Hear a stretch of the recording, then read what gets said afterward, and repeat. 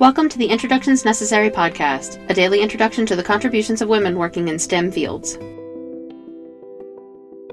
Stricken by polio at the age of 3, Dr. Florence Seibert turned to academics because she couldn't go out and dance and play like other children. Planning to be a doctor, she took a job in a chemistry lab at a paper mill after earning her undergraduate degree.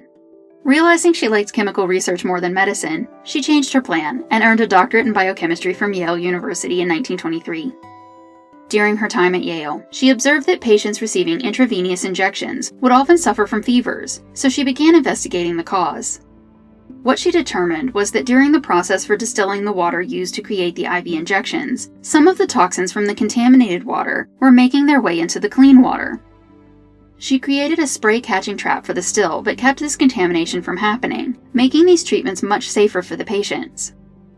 She was hired by the University of Pennsylvania, where her main research focus was on improving the current methods of testing for tuberculosis. The skin test used at the time relied on the body's reaction to a small amount of tuberculin placed under the skin.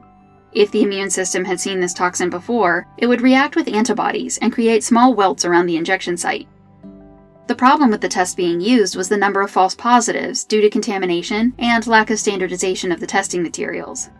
Working with a colleague, she had discovered that the active agent in tuberculin was a protein, and Seibert set out to find a way to separate this protein and purify it. Publishing her first paper on tuberculin in 1934, she spent almost a decade of experimentation to create a technique to make a purified tuberculin protein, now known as purified protein derivative or PPD.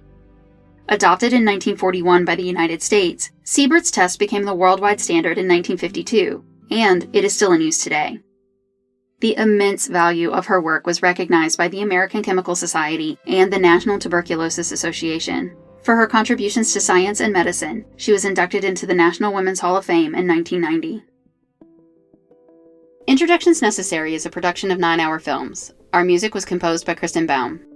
Please visit our website, introductionsnecessary.com, to listen to previous episodes and learn more about the women featured in this program. We would love for you to introduce yourself to us on Patreon. You'll get the latest updates and find out how to support the podcast on patreon.com/9hourfilms. Thank you for listening.